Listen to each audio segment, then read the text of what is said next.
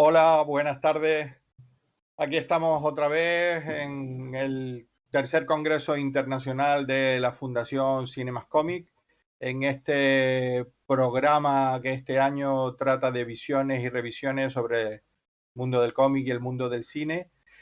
Y bueno, esta tarde estamos aquí para presentar una revista que es sobre estudios del cómic y bueno, que un segundo número también se ha centrado también, ha realizado un monográfico sobre el cómic y el cine. Tenemos con nosotros a Julio Gracia, que es el director de la revista y es profesor de la Universidad de Zaragoza. Buenas tardes, Julio, ¿qué tal? Hola, buenas tardes, Patricio. Y bueno, y también tenemos a Gonzalo Pavés, que es profesor de la Universidad de La Laguna, es miembro del consejo de redacción de la revista y además fue el encargado de coordinar este monográfico que se publicó en el segundo número de la revista y que versaba sobre el mundo del cine y el cómic. Buenas tardes, Gonzalo. Hola, buenas tardes, Patricio. Pues nada, un poco ya les tenemos aquí y vamos a escucharles a ver pues la presentación que nos hacen de su revista, que en una segunda época, la actualidad es una segunda época de la revista Neuróptica y que versa sobre, como ya dijimos, sobre estudios sobre el mundo del cómic, que ha sacado dos números porque tiene una cadencia anual y entonces, pues bueno, los dos últimos números corresponden al año 2019 y este segundo que acaba de salir al año 2020. Y bueno, Julio y Gonzalo nos van a contar algo sobre ella y tienen, para ustedes son los micrófonos. Y luego nos podéis bombardear con las preguntas que queráis, o sea, Correcto, tanto por parte del público como que yo, si no hay preguntas, me voy a dedicar también a bombardearles para que suelten toda la información. eso está bien. Pues bueno, muchas gracias, Patricio, y gracias a la Fundación y a la organización del Congreso por invitarnos.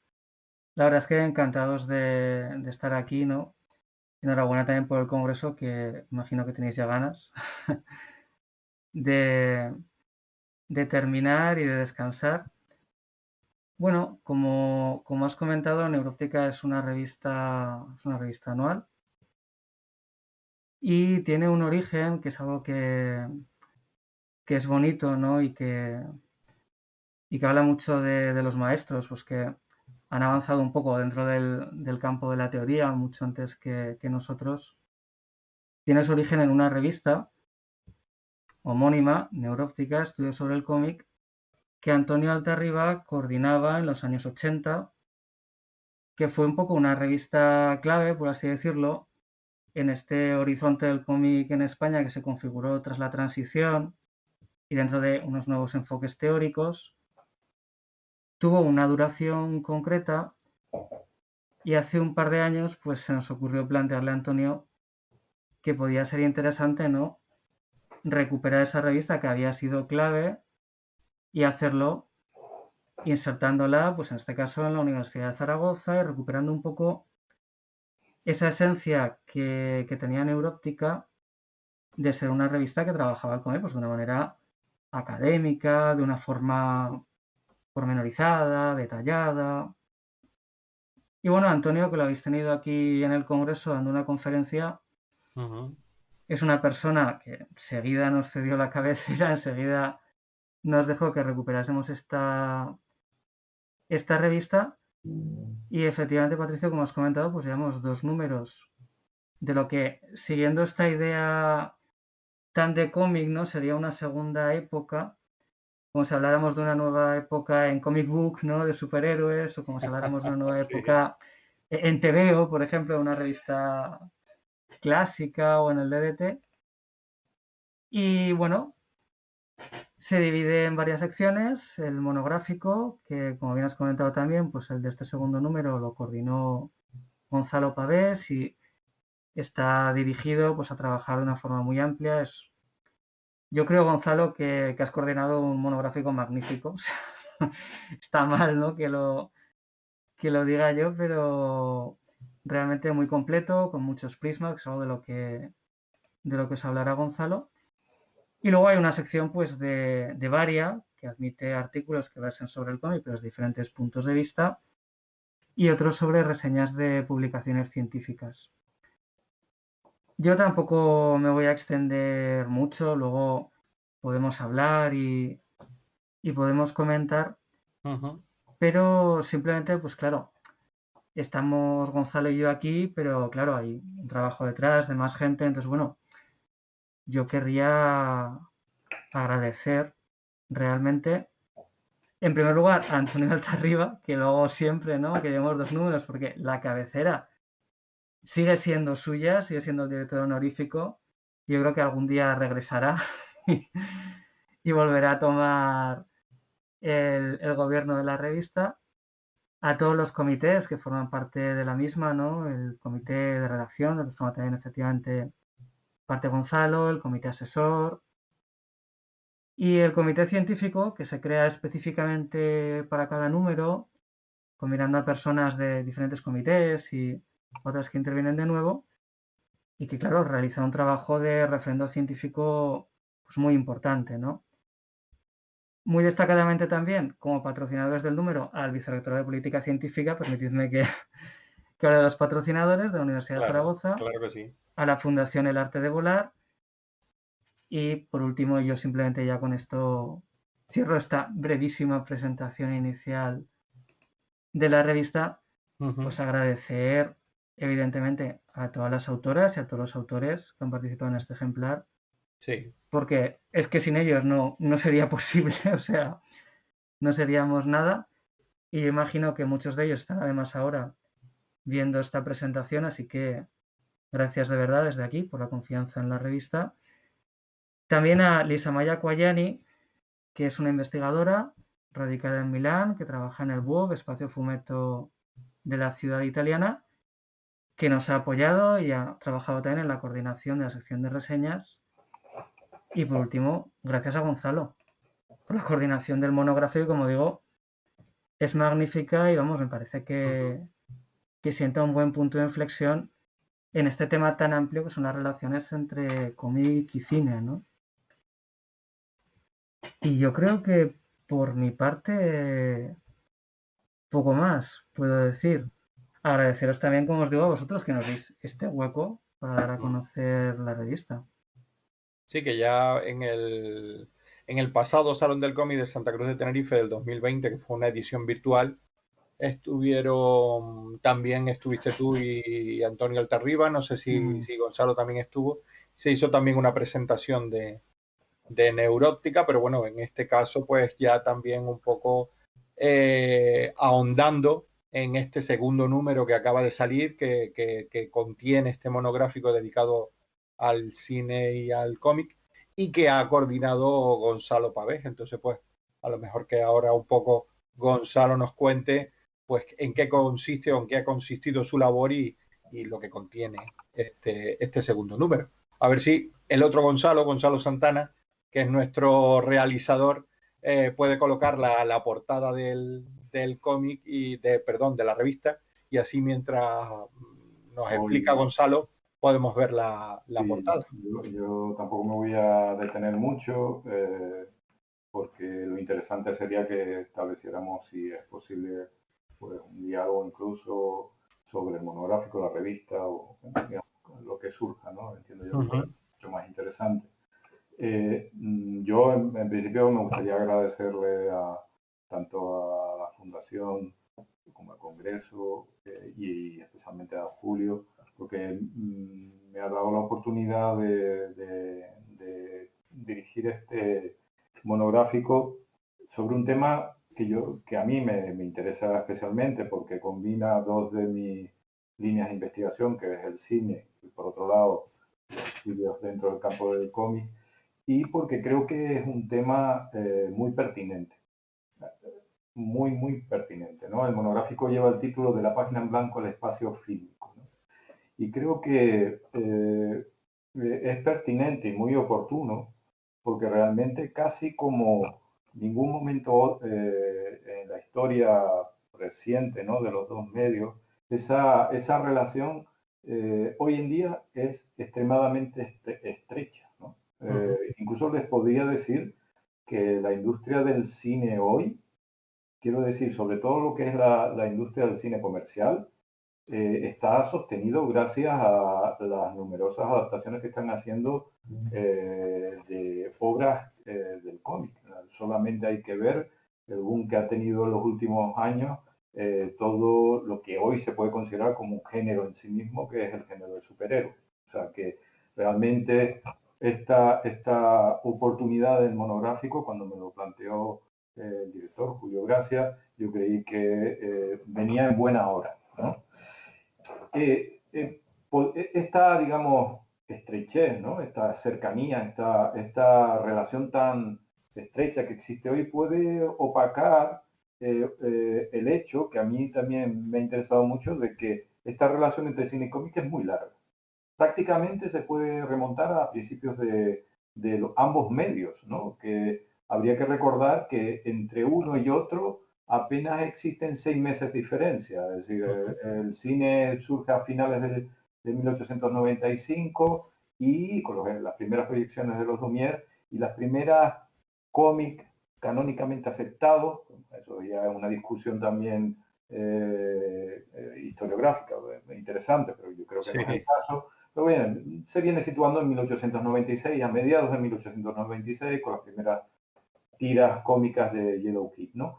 Y a partir de ahí es sorprendente cómo muy rápidamente, a principios del siglo XX, empezamos a ver las primeras adaptaciones cinematográficas de esas tiras diarias que se estaban publicando en Estados Unidos. Creo que una de las primeras son de un personaje que se llama Happy Hooligan, que creo que tiene una película de adaptación en 1902 1903, lo cual está hablando acerca de cómo ambos medios se están mirando de reojo, ¿no? Yo siempre hablo a mis alumnos que podemos decir que cómic y cine son primos hermanos. Y desde entonces, realmente la relación entre cine y cómic es muy fructífera, además de larga, como ya les he señalado, muy fecunda y muy recíproca, ¿vale? Quizás el título del monográfico debería haber sido De la página en blanco al espacio fílmico y viceversa. Porque realmente se están retroalimentando, se han estado retroalimentando de una forma bastante sorprendente a lo largo de la historia del cine y del cómic. A mí me llama mucho la atención y también me gustaría decir que esa relación no solamente se limita a adaptaciones, que es un poco la idea que tenemos nosotros, ¿no? Es decir, ¿cuáles son las adaptaciones que se han hecho a lo largo de la historia del cine? Hombre, podríamos citar, ya le he dicho, a Happy Hooligan, Crazy Cat, Capitán América, pero ya de los años 40, no estamos hablando, Superman también en los años 40, en los 60 recordarán aquella serie alocada, alucinógena de Batman, ¿no? La versión televisiva, y ya, digamos, en la época actual, ¿no? En la que no solamente, también habría que recordar, están los superhéroes, sino que también hay muchísimas adaptaciones de obras independientes, de cómics de autor, podríamos decir, ¿no? Yo me acuerdo, por ejemplo, versiones del Click de Manara de los años, puede ser que fuera mediados de los 80, no lo recuerdo muy bien, ¿no? O también las adaptaciones que se han hecho en el campo de la animación de Arrugas, por ejemplo, ¿no? O esta versión en serie que va a haber de una de las últimas obras también de Paco Roca. Ahora no recuerdo cómo se llama el título de este cómic en el que se busca un tesoro de un barco hundido. Sí, ¿Recuerdas el título? el Tesoro del Cisne Negro. Exactamente, se está haciendo una versión televisiva, una en serie, por Amenábar. O sea, nos está hablando de esa riqueza en las adaptaciones. Pero decía que no solamente ha habido adaptaciones, lo interesante, o al menos un campo que a mí me interesa, son digamos, los préstamos a nivel lingüístico, a nivel de recursos. Cómo efectivamente, pero esto ocurre prácticamente desde el principio, existe una especie de influencia mutua de préstamos, también podríamos hablar de préstamos, en donde de pronto los dibujantes tratan de llevar al cine recursos que son del cómic y perdón, los dibujantes quieren llevar al cómic recursos que son puramente cinematográficos, por ejemplo, los traveling de acercamiento, ¿no? O incluso es muy curioso la relación que existe en el desarrollo del lenguaje en el cómic y en el cine.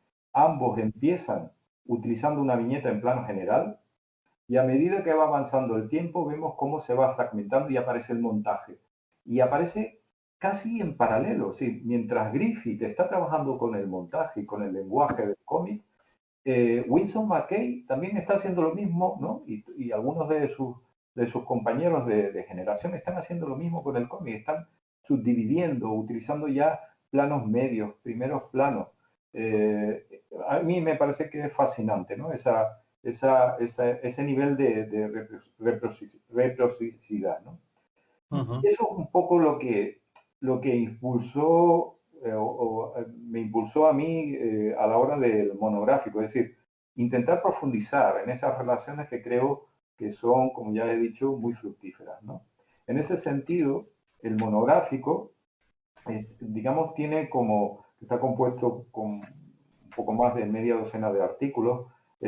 Digamos, tiene por un lado una serie de artículos que hacen estudios sobre obras concretas, ¿vale? Adaptaciones básicamente. Podríamos hablar del texto de Marco Cañas sobre El viejo ojo de halcón, que es un cómic relativamente reciente, o el trabajo que ha hecho Alice Hernández sobre las versiones de la caída de la casa Usher por Corben ay Dios mío, me olvidé ahora del nombre, Corben y Sí. Corman, uno en el cine y otro en el cómic, y también, cómo no, porque era inevitable, porque es una figura tan central en el cómic contemporáneo como es Alan Moore. Existen dos trabajos en el que, por un lado, Sandra Medina trabaja acerca de las adaptaciones que se han hecho de los diferentes cómics de Alan Moore en el cine, o Dulce Muñoz se dedica a analizar concretamente la adaptación de Watchmen de Snyder, ¿no? Y por otro lado, tendríamos una serie de estudios de carácter más transversal, si quieren, algunos con, con un carácter más iconográfico, como puede ser el de Tomás Hernández, donde traza un poco, intenta desbrozar cómo ha sido el tratamiento de la iconografía del personaje del cyborg, tanto en el cómic como en el cine. También es interesante, a mí me parece extremadamente interesante el trabajo que ha hecho Julio Santamaría sobre las relaciones de Black Sat, de la serie de Black Sat, con el cine negro americano, que en ese artículo demuestra el conocimiento que tienen los autores acerca de esa producción cinematográfica, de ese género cinematográfico americano. Y por último, también habría que señalar el artículo de Débora Madrid, en el que yo creo que es interesante porque a través del cómic pone de relieve el cambio que se produjo en el cine español en toda una serie de nuevos directores de la época. Estoy hablando sobre todo de Alex de la Iglesia o de Fesser, ¿no? Entre otros, en lugar de tener como referencia para sus películas la literatura, van a tener como referencia en sus obras el cómic. Eso es un cambio fundamental, ¿no? Que va a determinar un poco la evolución, yo creo que del cine español de los 90 hasta nuestros días. Y con eso se ha querido, pues, aportar un pequeño grano de arena en este campo de las relaciones del cómic y el cine, que ya, como les he dicho, me parece que es un tema muy, muy extremadamente interesante y que la revista, pues creo que ha hecho una aportación importante, ¿no? para ese conocimiento. Ujú. Yo, igual que Julio, no quería extenderme demasiado, perdonen si lo he hecho, pero lo interesante sería que, bueno, si hubiera alguna pregunta, tanto para Julio como para mí, pues estamos encantados en poderlas responder. Claro que sí. De todas maneras, pues recordar a todos aquellos que nos estén viendo que a través de Facebook pueden mandarnos preguntas y yo mismo se las transmitiré tanto a Julio como a Gonzalo. Y bueno, de todas maneras, si no, seguimos hablando sobre el contenido de la revista y sobre las diferentes épocas de la misma o de otros temas. Yo le iba a pedir a Gonzalo Santana, quizás para acabar esta intervención de Gonzalo Pavés, si nos puede colocar la portada de 2020, que es la portada de este segundo número donde se recoge este monográfico. Y una curiosidad que me la puede responder cualquiera de los dos, porque antes vimos, estuvo la portada del primer número que se publicó en 2019, que es una ilustración de King, que no sé si es precisamente del Arte de Volar, que es la fundación que también apoya la revista, y que se ve, claro, al ser el primer número, ¿no? Pues esta ilustración de un señor abriendo las cortinas de una ventana, ¿no? Como para dar paso a este primer número. Pero en este segundo número de 2020, la portada recoge una ilustración de Black Sad. Me gustaría, no sé si porque es un cómic muy cinematográfico o por qué eligieron esta ilustración para este segundo número, para este monográfico sobre el cine y el cómic. Pues sí, la persona que está abriendo esa ventana, que es una ventana en realidad de ladrillos en el primer Sí, número, sí, es Antonio Altarriba. Efectivamente, lo has visto bien, es Antonio Altarriba retratado en El Arte de Volar sí, con un magnífico dibujo de Kim, ¿no? sí. Y claro, nos parecía que era muy significativo para enlazar con la primera época de la revista, ¿no? Y con Antonio. Y al mismo tiempo era muy simbólico por aquello que a veces tiene la investigación de que parece que abras una ventana y esa ventana esté cerrada y tengas que abrir otra. Nos parecía una imagen bonita, ¿no? Y son los Sí. interrogantes que surgen en torno a, pues, en torno a la búsqueda, la investigación que proporciona el cómic, que proporciona también otros medios de expresión. Uh-huh. Y la portada del segundo número, efectivamente, porque Black Sad es muy cinematográfico. Yo creo que de esto Gonzalo nos podrá hablar mucho por ese magnífico artículo, ¿no? Que comentaba de Julio Santamaría, Sí, incluido en el monográfico, que además es doctor, con una tesis doctoral en Black Sad. sí, sí. Que es la tesis que se llegó a recopilar en un libro que ha publicado la Fundación Cinemas Comic y bueno, que está también a disposición de todos aquellos que quieran leerla en este libro que además está fantásticamente editado. La colección Delta, puede ser, ¿verdad? La fundación. Puede ser, sí. Sí, sí, sí, sí. Pues la verdad es que sí, que es una imagen, quizás por ese aspecto, ¿no? de cine negro, ¿no? Que tiene Black Sad, ¿no? Y también, pues, esa ilustración, ¿no? Donde se ve o se refleja como una especie de calle de Nueva York o de una ciudad estadounidense de este tipo, ¿no? De estos barrios que se veían, sobre todo que se veían en estas películas de cine negro y que Black Sad como cómic también, pues, que recoge mucho este espíritu. Y no sé si a lo mejor fue por eso por lo que se seleccionó esta imagen o también un poco pues por el artículo que incluía la revista. Yo creo que está bien escogida esa imagen. Y está Ajá, bien escogida porque cuando se está hablando, y esto no lo he hablado con Julio, ha sido como la imagen la decidieron en el momento de la diseño de la portada, ¿no? Pero ajá, creo que es interesante por algo que tiene un poco que ver con lo que hablaba antes, ¿no? Y es que digo el público en general, cuando hablamos de la relación cine-cómic, enseguida se nos va a la cabeza al género de superhéroes, ¿no? claro, Y con ser importante, como ya he señalado, ¿no? Y eso sería injusto no reconocerlo,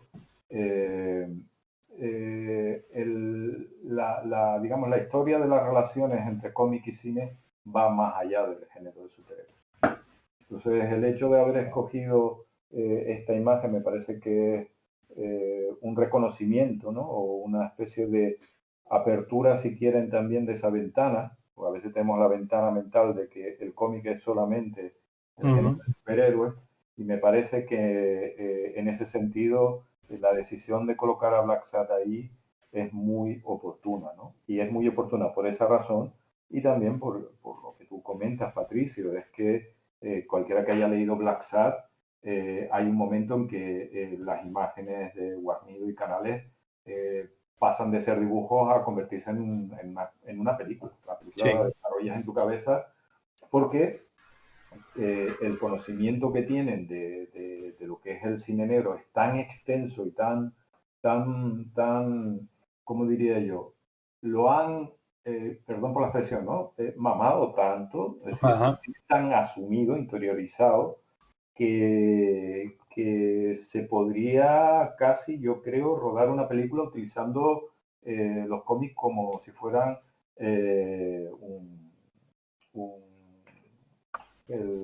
Dios mío, un storyboard, ¿no? Un storyboard. O sea, es que incluso en lo que son los angulaciones, el tratamiento de la luz, ¿no? Ya no hablamos de las historias, obviamente, porque las historias están conectadas con la novela negra y con el cine negro. Estoy hablando ya desde el punto de vista del lenguaje, de la estética, del cuidado que tiene, por ejemplo, en la ambientación de ciudades, de espacios, de vestuarios.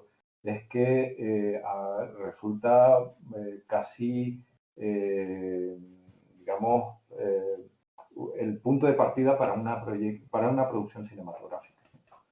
Y por eso digo que quizás de todos los trabajos que se recogen en el monográfico es uno de los más emblemáticos, uno muy conocido, ¿no? También, hombre, también podríamos hablar algo de Alan Moore, ¿no? Que también ha sido digamos, en esa otra línea que nada tiene que ver con los superhéroes en términos, digamos, populares. Pues hay que recordar que Alan Moore ha tenido versiones cinematográficas de From Hell, la Liga de los Hombres Extraordinarios. Con mayor o menor, eso ya es otro. Sí, entendemos. From Hell, la Liga de los Hombres Extraordinarios. Está, por supuesto, Watchmen, que a mí me parece que es una de las grandes adaptaciones cinematográficas.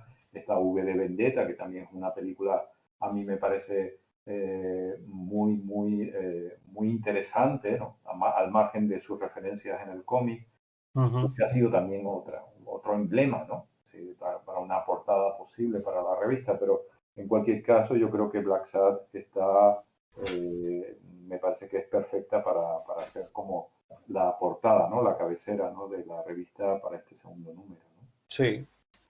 Yo, pero fíjate, como No, sí, hablaba sí. Gonzalo, disculpa Patricio, lo he estado meditando y claro, ha sido automático cuando me has preguntado por el arte de volar, pero luego lo pienso automáticamente, no es el arte de volar, es el ala rota, la portada del primer número. Vale, la portada del primer número. Además lo estaba ahí Es de ala meditando, rota, sí. que es la novela gráfica, formatística, como sabéis, con el arte de volar y que se centra en la vida de la madre de Antonio en lugar de su padre, que es sobre lo que versa el arte de volar.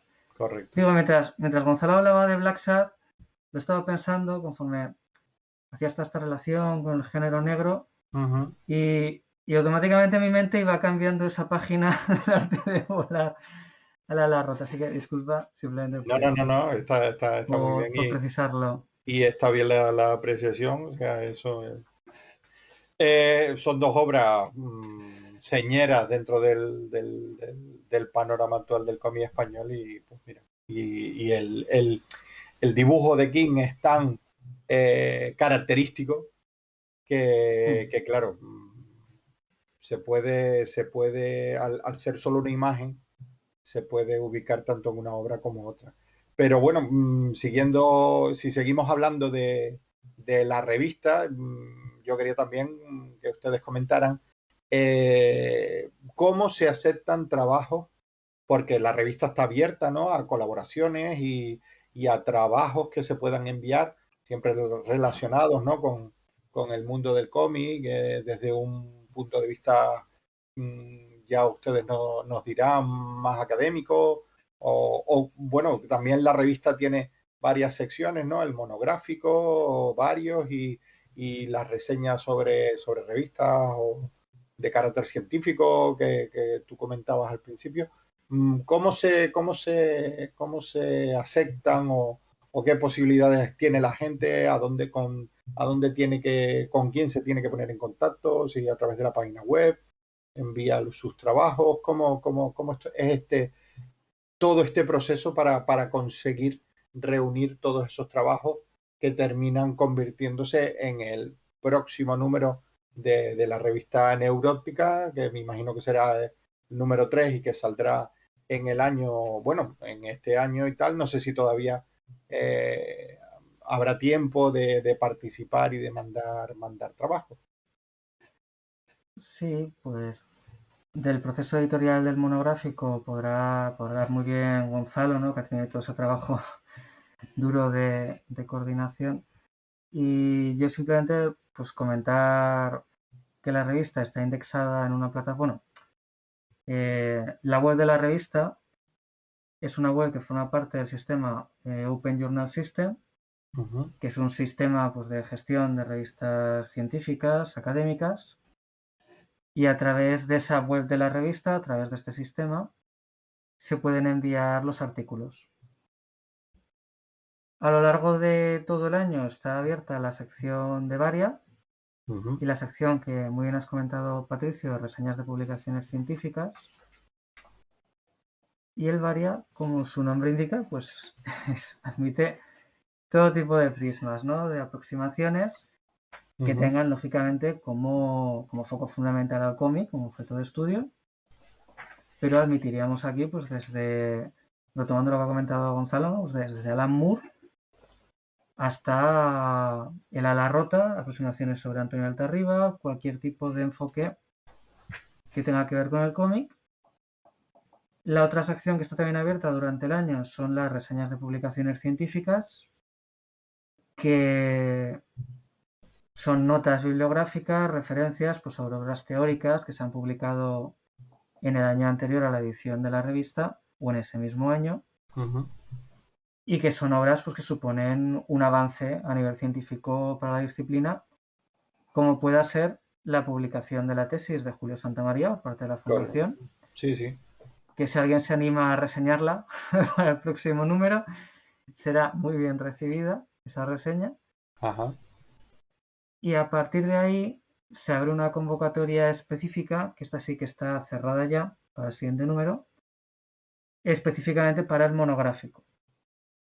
Y en el caso del siguiente monográfico va a versar sobre las relaciones entre cómic hispánico, es decir, cómic español e hispanoamericano, y cómic portugués, cómic, o sea, península ibérica y Latinoamérica, sería lo más correcto, y las relaciones que tiene con el cómic francófono, la escuela franco-belga, ¿no? Que son muchas y que están muy bien nutridas. Y es un monográfico que en este caso coordina Viviana Darí, que es profesora en la Universidad Francesa de Clermont-Auvergne, y el profesor Jesús Jiménez Barea, que da clases en la Universidad de Sevilla. Y bueno, como os digo, sobre el proceso de coordinación del monográfico, yo creo que Gonzalo puede hablar mucho mejor que yo, ¿no? De lo que por su de lo que ha experiencia, ¿no? supuesto con este último número. Bueno, alguien podría decir que cuando te encargan un monográfico es un marrón. Eso no me lo dijiste, Gonzalo. De entrada y así sin anestesia. Eso me lo acabas de decir ahora. Porque, no por nada, yo ya lo digo en confianza porque Julio y yo somos amigos y además de compañeros de disciplina y nos entendemos. Digo, sobre todo quiero matizarlo, lógicamente, porque lo apasionante de los estudios sobre el cómic, digo en términos generales y especialmente en España, es que está todo por hacer. Está absolutamente, es un campo absolutamente, iba a decir no ignoto, pero sí bastante virgen, ¿no? Desde el punto de vista académico estamos hablando, ¿eh? Sí, sí, sí, sí, sí, sí. Es algo que a mí me gustaría resaltar, que se trata de una revista académica con una naturaleza científica. No es una revista de aficionados, no es una revista, digamos, que trate, no es una revista de divulgación, para que se me entienda, ¿no? Ujú. Por tanto, yo creo que cuando te plantean un reto, porque para mí ha sido un reto, en el cual lo que se va a buscar es el análisis, la reflexión, la investigación, ¿no? Un poco lo que planteaba Julio, es decir, aportar algo que haga avanzar esta disciplina, que todavía está en buena medida en pañales, pues significa una responsabilidad, ¿no? Porque tampoco hay tanta gente que en este momento en España esté trabajando en este campo. Estamos empezando, entiendo yo, ¿no? Julio Sí. es uno de los que ha abierto, y además me parece ha abierto una brecha muy, muy importante en Zaragoza, y creo que allí va con el tiempo a conseguir que se asiente la disciplina de una forma muy importante, no solamente con su trabajo, digamos, académico, sino también, pues, piensen que él solamente está detrás de esta segunda época de neuróptica, yo creo que es muy importante señalarlo, y también del Congreso, un Congreso de cómic también de carácter internacional, del que se han ya realizado también 2 ediciones. Y eso supone una gran responsabilidad, porque desde ahí hablo de Marrón. ¿Quién buscar, no? Ujú. Porque los artículos, cuando en este caso se solicitan digamos, a diferentes personas que están trabajando bien en cine, bien en cómic, ¿no? Tienes que indicarles claramente de que los artículos van a ser sometidos a una evaluación. Sí.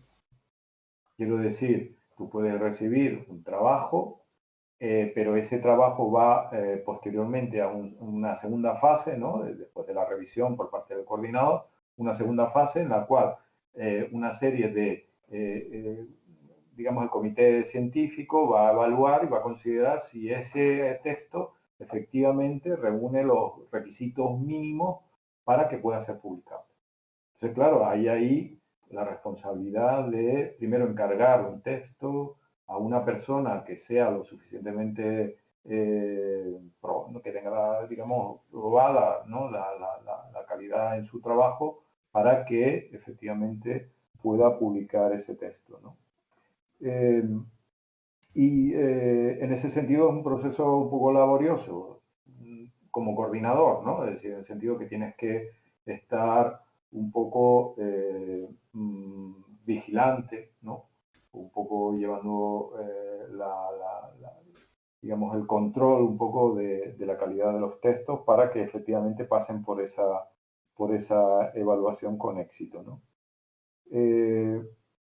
Quizá hay una cosa que Julio decía, y que me parece interesante, una idea, ¿no? Como para terminar con esta intervención, y es, ¿no? Los textos a la revista se pueden enviar, evidentemente. Ujú. Y Julio decía, y decía muy bien, que a la revista Neuróptica no le importa tanto el tema, quiero decir, no le importa el autor, no le importa si se trata de una obra u otra. Lo que le importa a Neuróptica, ¿no? Y a su comité de redacción, al director y al comité de redacción, es que el enfoque metodológico que se utiliza sea riguroso y científico. Correcto. Por tanto, se puede hablar, estoy poniendo, ¿no? Ujú. De Ibáñez, y se puede hablar de Alan Moore. Lo importante es que el tratamiento, el enfoque que se dé de ese texto reúna, pues, estos requisitos mínimos que se le exige a cualquier texto académico. Porque es la única posibilidad que se tiene desde la universidad, y esto ya hablo desde dentro, ¿no? Ujú. Tanto Julio como yo pertenecemos a una área que es el área de historia del arte, y les puedo asegurar que no ha sido fácil ni sencillo que dentro de nuestra disciplina se abra paso a los estudios sobre el cómic. ¿Por qué? Porque sobre el cómic, y eso no nos vamos a engañar, todavía hoy, aunque se ha ido dando paso, todavía hoy hay prejuicios. Sí. Prejuicios. Es Sí, decir, sí. todavía se considera pues material únicamente dirigido a jóvenes inmaduros, o no, maduros, inmaduros, jóvenes e niños, ¿no? Entonces, hay que ir luchando contra eso, y yo creo que la única estrategia factible para conseguir que efectivamente el cómic desde el punto de vista académico tenga pues el mismo estatus que tiene hoy en día el cine, los estudios de cine, los estudios de fotografía, que también en su momento sufrieron la misma discriminación, les advierto. Sí. En los años 80, hablar de cine o de fotografía tenía la misma dificultad que hoy en día los estudios de cómic. Por tanto, creo que es bueno, ¿no?, que existan revistas como esta que abogan y defiendan precisamente la pertinencia, la validez de los estudios sobre cómic a la altura de cualquier otra cosa, ¿no? Porque lo que importa en nuestra disciplina de historia del arte no es tanto el tema, nunca me cansaré de decírselo a mis alumnos, sino el enfoque. Y ahí estamos, ¿no? Y eso es lo que se ha pretendido, ¿no? Sí. De todas maneras, a lo mejor, y aprovechando que has llegado a este punto, yo querría plantearles dos preguntas. Una, pues para aquellos que puedan estar interesados en conocer la revista, cómo pueden acceder a ella, y pues los mejores para explicarlo pueden ser ustedes. Y luego la segunda parte, ¿cómo es ese proceso que ustedes desarrollan para un poco validar ese carácter académico de los trabajos que reciben? Pues, bueno, yo gracias, Gonzalo, por lo que has comentado, y estoy totalmente de acuerdo contigo. O sea, es verdad que estamos quizás, pues como estaba antes el cine, como estaba antes la fotografía, con el cómic empezó una reflexión muy precisa y muy adecuada. Y es cierto también lo que comentaba Gonzalo de que sigue siendo difícil, ¿no? Realmente. Al final, en un congreso de historia del arte, pues claro, el ponente que habla sobre Francisco de Goya, ¿no? Yo que os estoy hablando desde Zaragoza, o el ponente que habla sobre Pablo Picasso, pues claro, tiene un peso y tiene una atención mayor que el que va a hablar sobre Francisco Ibáñez, retomando el ejemplo, Claro. o que el que va a hablar pues, sobre el TVO como cabecera clásica, ¿no? Y me parece muy adecuada esta reflexión de que lo importante es la metodología, no el tema. Entonces parece que solo puede entrar en la academia ciertos temas que por razones en realidad muchas veces ajenas, a veces no, pero a veces por razones ajenas a la propia academia, revisten pues como un aura, ¿no? De que es un tema prestigioso, de estudio, y realmente forma parte de nuestra realidad el cómic como forma parte de nuestra realidad Picasso. O sea, es negar una parte muy importante de nuestra realidad. Y respecto a lo que comentabas, Patricio, pues la revista se puede consultar en la web. Nos has comentado además, y lo has comentado muy bien antes de esta charla, cuando hemos estado hablando un poco, que se podía llegar también a través de la red de bibliotecas a la revista, entre ellas, pues evidentemente, la Biblioteca de la Universidad de Zaragoza, y además a través de la página de Prensas Universitarias de Zaragoza, que es la editorial de la revista, se puede adquirir, y esto es algo que en el cómic hay mucho fetiche del papel, ¿no? Y aquí me vais a entender los dos muy bien, o sea, el cómic digital pues está muy bien, pero la página impresa, el tacto, el olor, pasar una página tras otra. Entonces también Neuróptica se edita en papel, siendo una excepción en cuanto al panorama, yo creo, de estudios sobre cómic. Nosotros intentamos apostar pues, porque haya también un objeto en papel. Y fijaos, más allá del fetiche, porque en el fondo el papel queda, aunque parezca mentira, ¿no? Sí, Y lo digital a veces se puede perder, puede sí. desaparecer, pero los ejemplares de neuróptica van a la Biblioteca Nacional, van a la red de bibliotecas, y bueno, si algún día se cayera el sistema, el papel sobreviviría, se mantendría. Y claro, esta era la pregunta fácil. Claro. Y has hecho luego otra más complicada. eh, sobre cómo imprimimos de este carácter científico que también comentaba Gonzalo, ¿no? Cómo es posible evaluar un texto. Ujú. No voy a ahondar mucho, ¿no? Para que Gonzalo también lo pueda desarrollar. Le voy a pasar el marrón, porque, como comentaba antes Gonzalo sobre el monográfico. Pero bueno, en realidad lo que hacemos es establecer un comité científico de especialistas. Intentamos que en ese comité científico pues haya especialistas lo más diversos posible o que, digamos, se hayan acercado a determinadas áreas. Por ejemplo, el manga, pues claro, requiere de una especialización muy concreta, ¿no? O incluso el cómic norteamericano, que tiene Ujú. un conocimiento contextual, del idioma también. Y son estos especialistas los que evalúan si el artículo entra dentro de la metodología científica. Ujú. Claro, precisando todavía más qué sería una metodología científica, pues aquella que sigue un método científico de búsqueda, análisis de datos y extracción de conclusiones. Es algo que parece sencillo, pero como bien sabe Gonzalo, pues cuesta mucho tiempo, mucho Ujú. esfuerzo y muchos Muchas horas quebraderos de de cabeza, trabajo. ¿verdad? Yo Sí. diría, Es yo que diría también. yo a mis alumnos siempre les planteo, ¿no? Cuando hablamos en clase o hay algún debate, que existe una gran diferencia entre una ocurrencia y una opinión. Esa frase Yo, también te la he cogido, ¿eh? Que lo vale, sepas. Esa frase, cuando te la oí por primera vez, me la quedé. vale. Eh, y creo que define un poco, quiero decir, un texto académico, el análisis que hace de las obras, digamos, que se hace en un texto, tiene que estar fundamentado. Y es cómo se fundamenta un texto científico, básicamente a través de dos medios.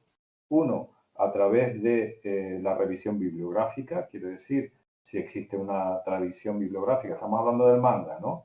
Alguien que quiere que Ujú. trabajar en el manga, obviamente, si presenta un texto relacionado con el manga, se le va a exigir que el conocimiento que tenga de la bibliografía sobre el manga sea lo más exhaustivo posible. Claro. Esa sería una fórmula, pero también existen temas sobre los cuales no existe nada publicado.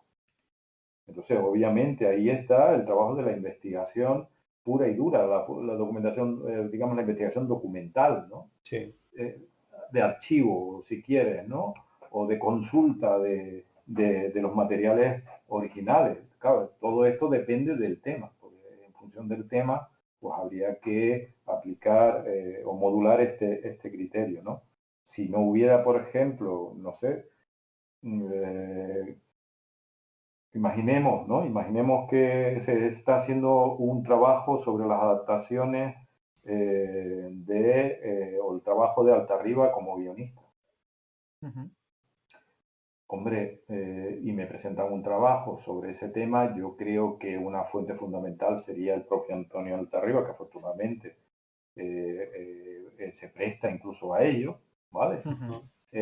Sería conveniente consultar si existe, Julio trabaja para la Fundación El Arte de Volaris y tiene más conocimiento que yo acerca de qué tipo de materiales existen ahí, ¿no?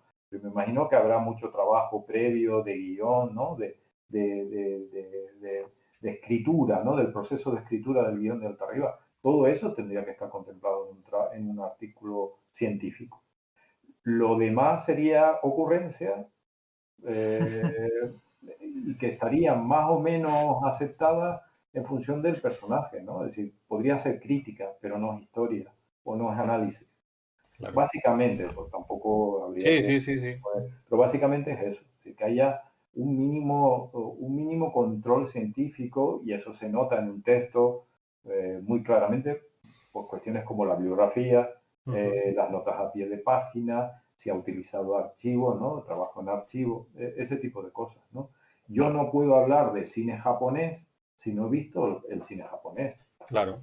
Yo no puedo hablar de Billy Wilder, aunque vaya a trabajar una única película, sin haber visto el conjunto de las películas de Billy Wilder. No sé si me explico, ¿no? Sí, sí, Te perfectamente. obliga a manejar el mundo del director o del creador o del dibujante en toda su dimensión, aun cuando tú vayas a trabajar en concreto una obra determinada, ¿no? Entonces, digamos que uno cuando ya tiene un poco de experiencia y te llega un texto como es, como a veces llega, ¿no?, a las evaluaciones y tú dices, esto hay que trabajarlo más, o no tiene demasiado fundamento, ¿no?, sostén metodológico, que es lo que solemos hablar, ¿no? Pero básicamente es, ¿no? Esto es un poco lo que diferencia, que puede ser una revista divulgativa, que no hay ninguna aportación también. Esa es otro criterio, ¿no? Es decir, que se aporte algo nuevo. No se entiende un trabajo que lo que se hace es una especie de refrito bibliográfico, ¿no? Lo único que hago es repetir lo que otros han dicho, ¿no? ¿Hay alguna aportación? Sí, es interesante, sí, pues entonces suele dársele el visto bueno, ¿no? Yo lo preguntaba fundamentalmente, pues, no sé, por animar, si Claro. están viendo la charla alumnos universitarios, profesores o estudiosos de la disciplina, pues que se quieran animar a participar en los próximos números de Neuróptica, que no tiene por qué ser inmediatamente ya que va a salir en este año, sino que para próximas ediciones de la misma, pues puede ser un aliciente, ¿no? Poder participar y poder preparar un estudio, un análisis, una reseña sobre personajes o sobre cómics o sobre publicaciones, ¿no? Que me parece muy interesante. Y vamos, a mí, cuando en el previo que estuvimos un poco charlando, te preguntaba, yo pensaba que no se publicaba físicamente la revista, que solo se podía conseguir en formato digital, en PDF o en los formatos que se pueden conseguir a través de los puntos que tú comentabas, Julio. Pero a mí me parece muy interesante también que exista un soporte físico, porque a mí me parece también que parte del trabajo o del análisis académico también muchas veces va en cuanto a que tú usas los soportes para hacer anotaciones, para hacer subrayados de partes que te parecen más importantes que otras. Y eso, claro, evidentemente en una pantalla de ordenador no se puede hacer, o sea, necesitas ese formato físico. De todas maneras, ¿cómo se puede conseguir este formato físico de la revista? ¿Dónde se puede pedir o dónde se puede solicitar? Pues en la propia web de Prensas Universitarias de Zaragoza, que es, lo voy a poner para no equivocarme al mismo tiempo en Google, por si veis que estoy mirando, pero sin miraros directamente. Sí, en PUZ, Prensas Universitarias de Zaragoza, .unizar, Universidad de Zaragoza.es. Tecleáis y además, como acaba de salir hace poco el número 2, lo tenéis en la página de inicio y ahí podéis por supuesto, adquirirlo. Se puede adquirir, sí. Y además aprovecho tanto por parte de teóricos o autores, como bien has comentado, Patricio, pues estudiantes, investigadores, doctorandos, exactamente, como incluso por parte de bibliotecas, ¿no? Sí. Que quieran hacerse con ejemplares o que quieran intercambiar, pues también se puede plantear. Y además de a través de la web de Prensas Universitarias de Zaragoza, tenemos un correo de la revista que también, para no equivocarme, lo voy a leer, Vale. que es muy fácil, pero bueno, revista Neuróptica, todo seguido, @gmail.com, no recordaba si tenía alguna barra baja, y que nos podéis escribir pues, para cualquier duda o para cualquier cuestión que os suscite la revista o su intercambio. Perfecto. Yo también, vamos, simplemente comentar que a través de... Yo me descargué estos dos números de la revista a través de la web de la biblioteca de la Universidad de Zaragoza, y también me llevé la sorpresa de que también se dispone de los ejemplares de la primera etapa que comentábamos de la revista Neurótica, que también tienen artículos muy interesantes de grandes estudiosos y pioneros o antecesores de ustedes en todo este desarrollo de artículos académicos que estaba viendo, pues que el propio Antonio Altarriba, pero luego estaban también Salvador Vázquez de Parga o Ludolfo Paramio, Javier Coma, tienen artículos dentro de estos 5 números de esta etapa anterior, y que también se puede disponer de ellos a través de la biblioteca de la Universidad de Zaragoza, y que tienen unos contenidos muy interesantes, aparte obviamente de estos dos números que yo me los descargué en PDF y me los imprimí para poder leerlos tranquilamente, y eso que te comentaba, ¿no? Pues poder subrayarlos o poder hacer notas en las páginas, que siempre a mí me parece una manera más enriquecedora de leer o de disfrutar de la lectura en este caso de la revista Neurótica y de estos estudios sobre el cómic que ustedes realizan. No sé si quieren añadir algo más, estamos ya llegando al final del tiempo que nos habíamos dado para hablar de Neuróptica. Si quieren añadir algo más, tienen abierto el micrófono, o sea que lo que deseen. No, yo agradecer a los espectadores, a aquellos que nos hayáis estado viendo, y una vez más a ti, Patricio, y a toda la organización del Congreso y a la Fundación Cinemas Comics. Nosotros encantados de estar aquí. Gracias por abrirnos esta ventana, ¿no? para presentar la revista. Y Gonzalo. No, igualmente agradecerles esta oportunidad, ¿no? Para dar a conocer pues estos trabajos que desgraciadamente a veces se quedan dentro del ámbito académico.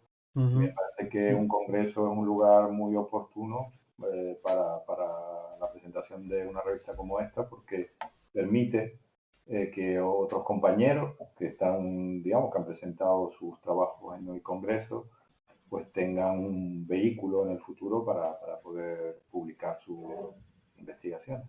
Correcto. La verdad es que me parece un proyecto Neuróptica muy interesante, y eso que tú dices, ¿no? Una oportunidad para mucha gente para poder publicar sus trabajos que muchas veces se quedan eso en el ámbito académico, en el ámbito universitario, y no salen, y por lo menos aquí tienen una posibilidad, una puerta para poder llegar a mucha más gente. Efectivamente.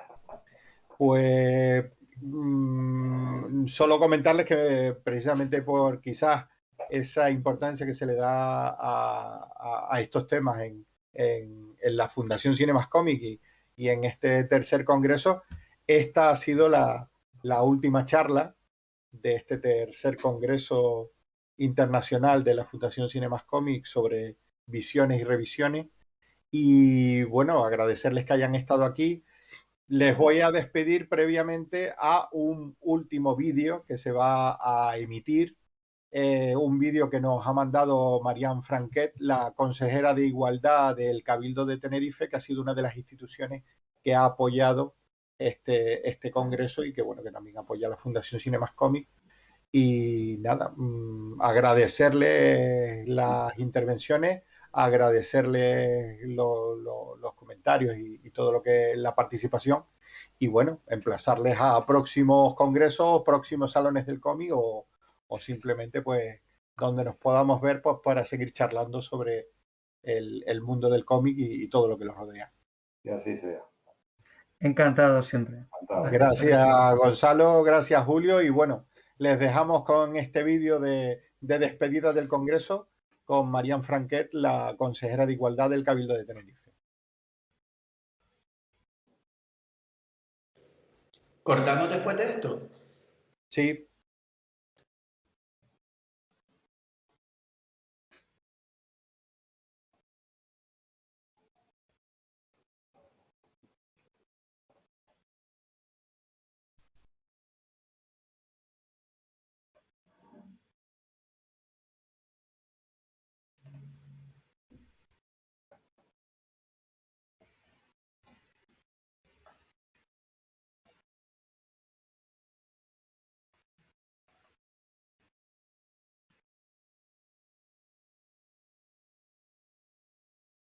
Yo de todas maneras creo que podemos hablar.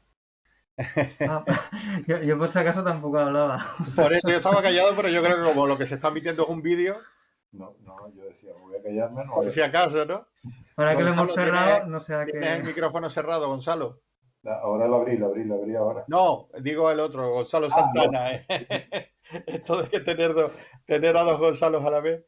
Pues no, Gonzalo, me decía Lucas que ya una vez que acaba el vídeo, cortas. O sea, nosotros ya nos despedimos, Nos despedimos. ya nos fuimos de la charla, ¿vale? Ahora pues Nada. simplemente aquí ahora en Petit Comité, pues oye, muchas gracias, que creo que ha estado muy interesante la charla y las cosas que se han comentado y espero que sirva pues eso, ¿no? Para que mucha gente conozca la revista. Yo ya la conocía por la presentación que hicieron en el Salón del Cómic de este año pasado y la verdad es que